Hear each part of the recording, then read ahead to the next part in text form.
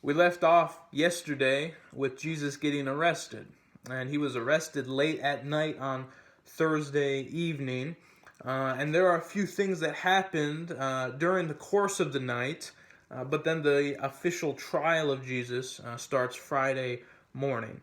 So today we're going to go from verse 54 in chapter 22 all the way to the end of chapter 23. So 54 says, seizing him, they took him into the house of the high priest, and that's where he presumably was until morning. However, here we learn about Peter, who followed the group at a distance. And he is outside the home. He's in this courtyard around a fire. And the people there kind of begin to notice him, and they comment, hey, you were with him. You were with Jesus. But Peter denies it. And this happens 3 times, and every single time he denies it. And so then Jesus, who at this moment evidently is able to see Peter, and so Jesus looks right at him. And Peter remembers Jesus's prediction of his denial. And so Peter's just overcome with emotions, and he goes away and he weeps. His confident words of suffering alongside Jesus prove to be empty. But this isn't the end for Peter, because Jesus himself said, after you turn back, strengthen your brothers. And he does, and we read about that in the book of Acts. So then verses 63 through 65 detail how some guards were mocking, insulting, and beating Jesus. Then verse 66 says, at daybreak, the people came together, the chief priest, the teachers of the law, they came together for Jesus' trial. And that was typical. They wouldn't do it in the middle of the night. They would wait for morning. But so this is the start of 4 different scenes in which Jesus is being questioned. And this first one seems to me to be the most important one, because after this, things just kind of snowball out of control. And at least as far as Luke records it, at this first one, Jesus speaks the most. So the leaders come together and they say to Jesus, if you're the Messiah, tell us. And Jesus responds with, if I tell you, you won't believe me. And if I ask you, you would not answer. And how true that is. We've seen that this week in our readings. On Monday and Tuesday, Jesus did talk about himself being both Lord and Messiah. And he asked them questions, but they did not respond. So Jesus knows there's really nothing he can say here to truly influence them. But then he does give himself a title, that is Son of Man. And he's used that title many times before. But he says, from now on, the Son of Man will be seated at the right hand of the mighty God. Now that title, Son of Man, it comes from Daniel 7.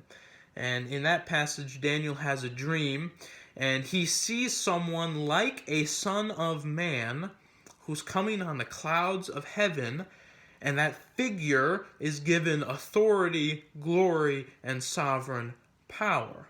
So for Jesus to use that phrase, and like I said, he often did in his ministry, he's saying that he is the one who reigns and rules with God. He's the one who's been given authority, glory, and sovereign power.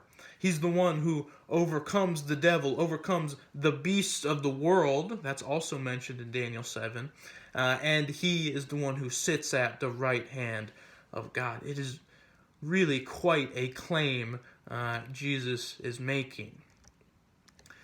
Additionally, this part right here gives us yet another fulfillment of the theme of divine reversal, which we've been talking about since chapter 1 of Luke. We were introduced to it through Mary's song. You might remember that. But this is another example of divine reversal. Jesus is going to experience what appears to be complete dishonor and suffering, but it will lead him to total honor and glory as he sits at the right hand of God. So then verse 70, they ask him, "Are you then the Son of God?" And Jesus has somewhat already said that, but here he passively affirms it by saying, "You say that I am." And so what he's actually done is lead them to admit themselves who he is. Yet, just like he said, they don't accept him. They don't believe him.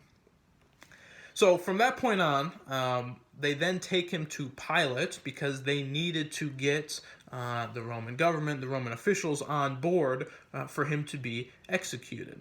So they lay before Pilate the charges they have against him in verse 2. And the charges aren't really true, especially the payment of taxes part. We know that from Monday's reading. But so for Pilate, his job in very simplified terms is to keep the peace, to collect taxes, and to make sure that any threats to Caesar are quashed.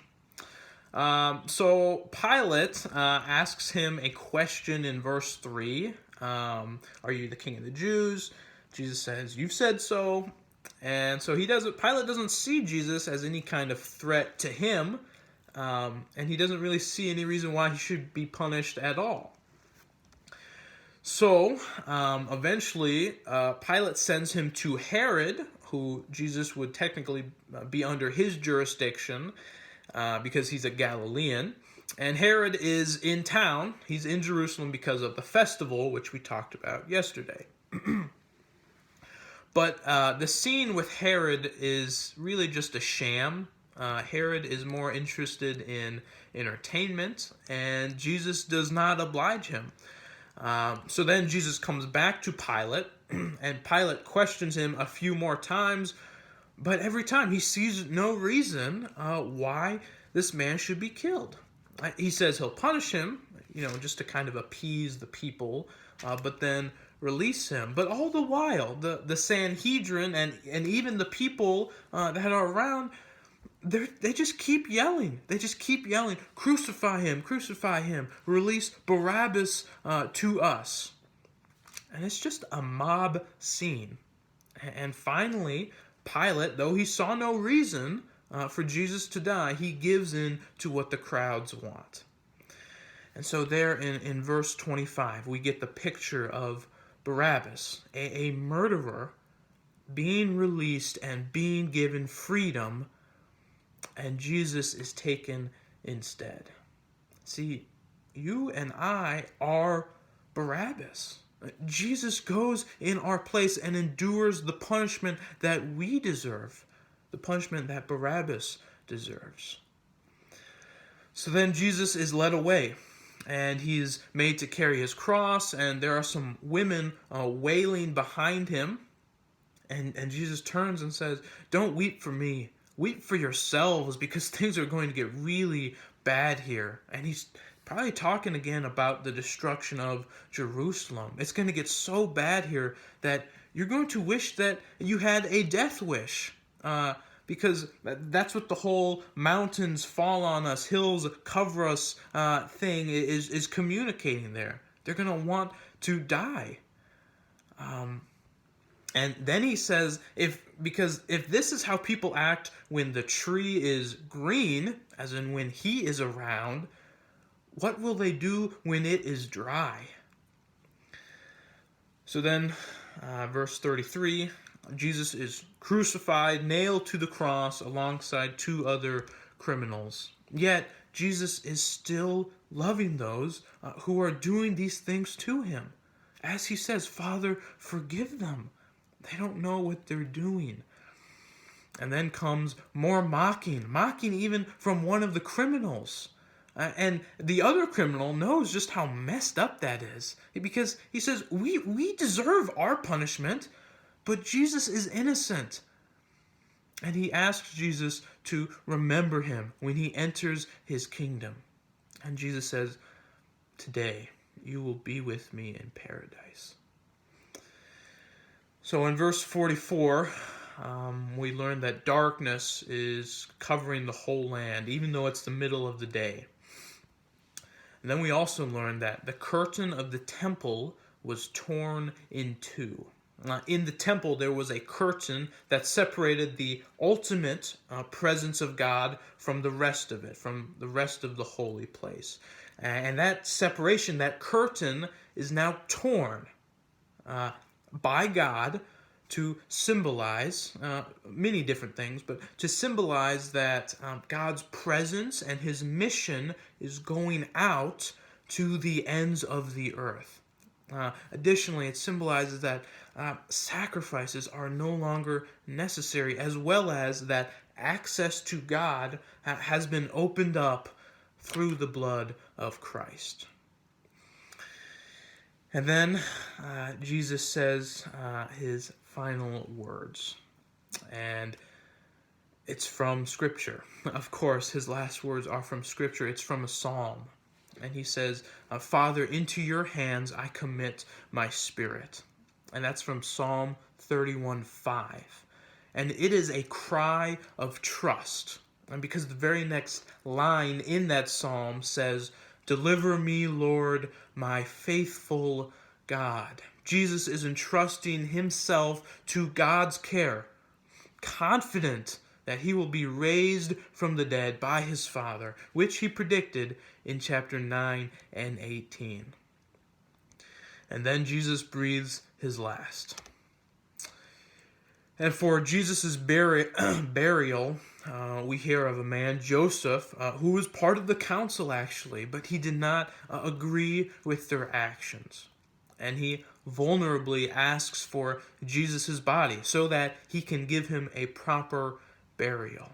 Jesus shows his devotion to the Lord in this way.